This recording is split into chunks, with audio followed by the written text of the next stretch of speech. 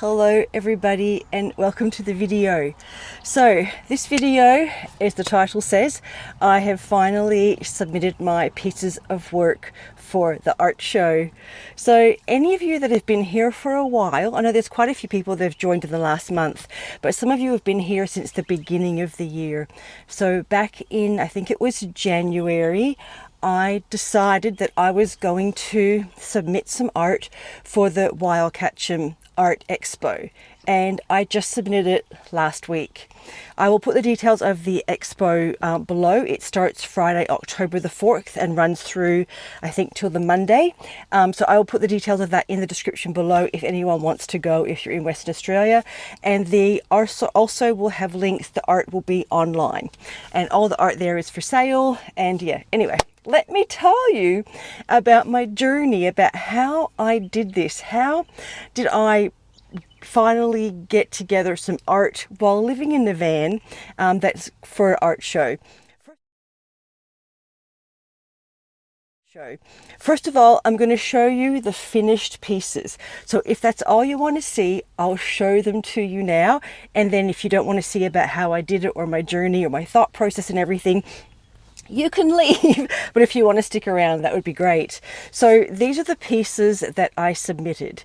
So you're allowed to submit up to 6 pieces, and I have submitted technically five pieces, but the 3, this is called a triptych, so this counts as 1. So triptych is where you have 3 pieces that are all related and they kind of make up a set. So I decided to do a triptych, and then I also did 2 others. So let's start with the triptych. So they're on 5x7, just to give you some idea of size. They're on 5x7 canvas board panels, and then I have put them in a frame, and they're all done with acrylic paint.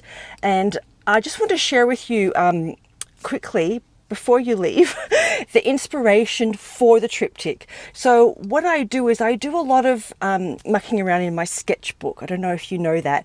I do a lot of mucking around in my sketchbook, and I decided that I was going to just do these flowers in my sketchbook, and I'll show you here. And I did them a long time ago, but when I was going back through my sketchbooks, I'm like, I actually really like these, and decided to do a little triptych of it. So that was kind of like my side piece. It wasn't what I had originally planned, but I'm really glad I did it. I started small, and I really like them. I'm really happy with them. All right, and then the second thing, I did 2 finished pieces, and that's here. And I know the photographs aren't great, I apologize. So these are done on 8x10 inches panels, canvas panels. I don't know what it is in centimeters. That's why I have a confused look on my face. But they're 8x10 inch canvas panels, and then I've put them in the frames. And again, these are acrylic ink, and yeah, I think that's about it. So those are the finished pieces. That's what I've submitted to the art show. I wasn't sure when I was doing it that they were going to be suitable, that they would accept them, but when I dropped them off in person, and I said, you know, I'm not sure if these are suitable, and they said they're fantastic. So that's really nice. So they'll be in the art show. They are for sale, but yeah, that's it. All right, let's start at the beginning about how I got here to where I actually submitted some artwork for an art show. You don't forget, I only started painting last year in 2023. I kind of really picked up around April, May. So I haven't been painting for very long. I'm 100% self-taught from YouTube and Skillshare. And the thing is, I just absolutely love it so much. As you can see, I'm very prolific, and I just enjoy it so much. So one of the things, it was a very nerve-wracking experience, and there's all the self-doubt that comes in, which is, I think, quite normal human behavior. You have self-doubt. Oh, I don't know if I'm good enough, blah, blah, blah, blah, blah. You have all those thoughts. But along the process, I've been reading a book called The Creative Act, and I'll share that with you in a minute. But what he says in there is, I want you to take this away. What he says now, when you create something and you've finished, you put it out into the universe and you let it go. So if you're a creative person and you create something, you might write a book, anything that you do, you put it out into the universe and you let it go. You have no control after that. You've done what you want to do. As long as you enjoyed the process, as long as you like it, I love what I created, then that doesn't matter what anyone else thinks. You just put it out there and you let it go. So that's what I have done. I've put it out there, let it go. On to the next thing. All right, let's talk about how I did this. So I worked on this for about 3.5 months. I started in June, middle of June, and I had done a lot of research online, watching videos, and I kind of knew the things I needed to find out. I needed to develop my own style. I needed to work out what color palettes I liked. I needed to work out a composition, and I needed to work out what materials we're going to use. I do watercolor, I do acrylics, I do, paint markers. I do lots of different things. I needed to work out which medium I was going to use. So to start with, I went back through my sketchbooks and all the artwork that I have created since I've been in the van, and I started to see a pattern with the colors that I really liked, and that was very much almost monochromatic, but I really like the blues and purples together, and I also really like reds and oranges and yellows together. I really love those two color palettes. So I did decide to go with more of the blues, as you saw, but that was the one thing, is working out what I like to work with. What colors do you like? What colors resonate with you? The next thing I had to work out was a style. So I think I developed a style which I put together things from a lot of different people that I saw on YouTube. I've picked up a little bit from each person. So I really like the background. I used acrylic ink in the background. It gives it like a watercolor wash kind of look. Also, I did decide to go with acrylic. I like the brightness and I like the vibrancy of acrylic for the flowers. Love it, love it. I kind of always knew I was going to go botanical. That's mostly what I do paint. Botanical, flowers, leaves, things like that. So I knew I was going to go botanical. That was the easiest decision to make. But I love the vibrancy of the acrylic. But I also love how the acrylic inks gives you a washed out look, like a watercolor background. I really like that. So I knew I had mucked around with that a lot, and I really liked the effect, so I knew I was going to do that. And then I put together a bunch of different things from different people. There's one lady I watch on YouTube. Her name was Rinske Douna, I think. I think she's Swedish or something like that, Scandinavian. And she has the swirly thing. And I absolutely loved that. And so that's how I started, with putting that in my background. And then there's also another lady I really like. She's Canadian. Julia, I'm thinking of her name, Julia Veenstra. I'll try and put links to the people below. Julia Veenstra. I really like how she picks up multiple colors on one brush and makes one brush stroke with multiple colors. I really, really, really liked that. The other thing I really liked is dimension. So like, with oil paints, you usually get some dimension. There'll be thickness. You'll have contours in the painting. I really liked that, and I worked out I can do that with acrylics. So I kind of was putting together everything I liked. Dimension was one of them. I wanted to have contours. I wanted to have texture. You could feel it. You could touch it. And so that was where I got that from. And for the composition, I just really like pots. I've always been a big gardener. I always had so many plants in pots in my house, so many. And now that I think about it, you know what? I never noticed this before. Now I've got all the pictures on the wall.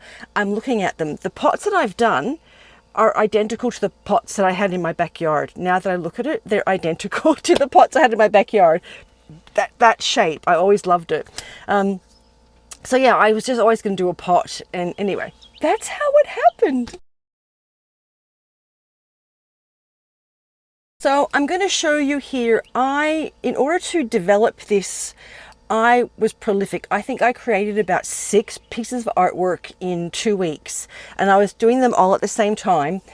So I really went full on. Now I was just doing it on paper, and a lot of the time I was using some inexpensive paints. I decided to use my more expensive ones, but I just really went for a really prolific. I had a 2-week period there where I did so much painting. Back in June, I painted, but it really helped me to develop a style and work out how I can work with the paints and the brush. And it was really good. I was exhausted at the end of it, and I took a bit of a break then. I actually put everything away, but I'll show you here some of the work that I created over that 2-week period. And you can see the last one is the one that I kind of went with. I refined it for my final pieces.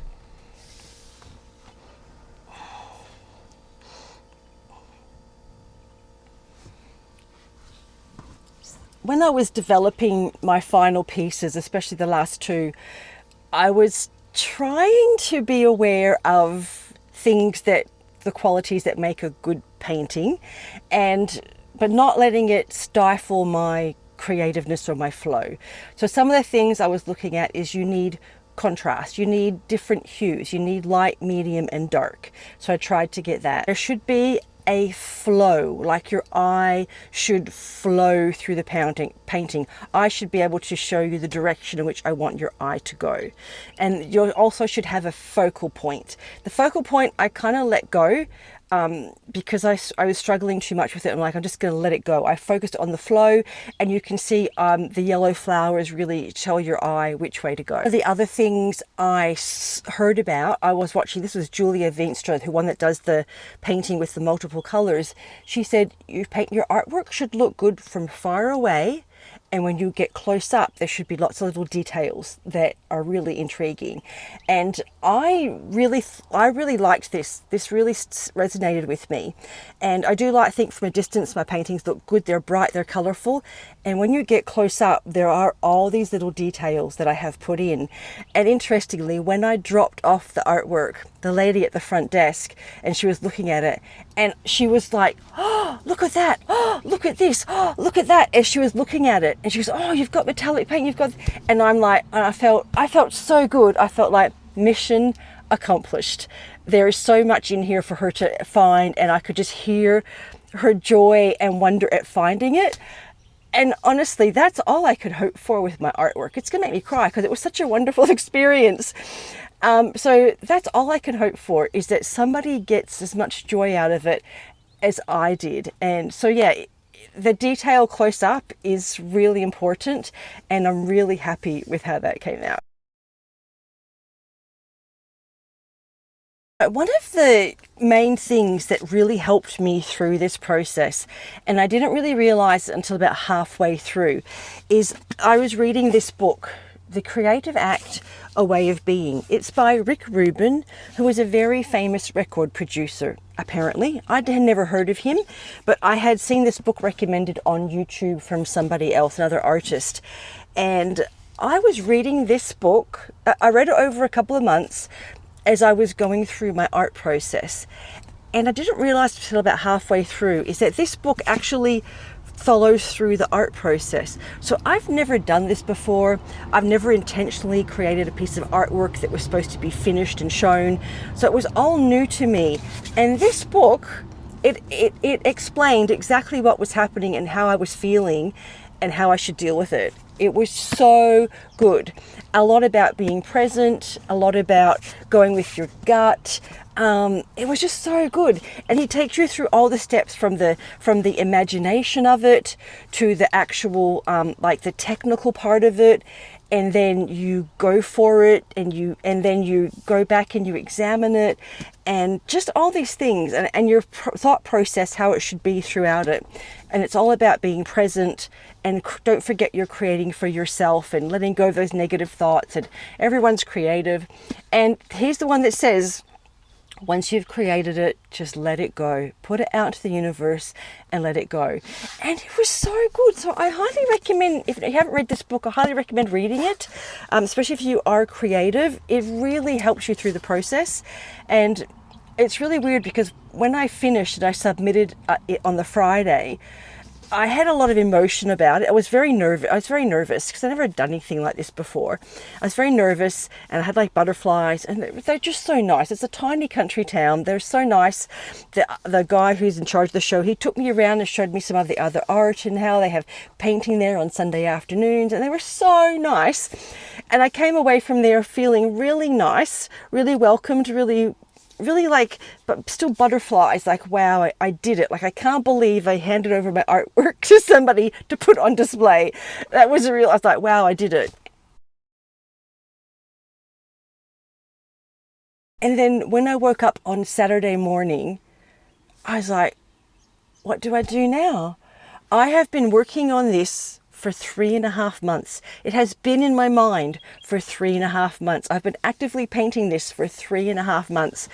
And then all of a sudden it was finished. And it's kind of like, you know, coming down off of a bit of a high.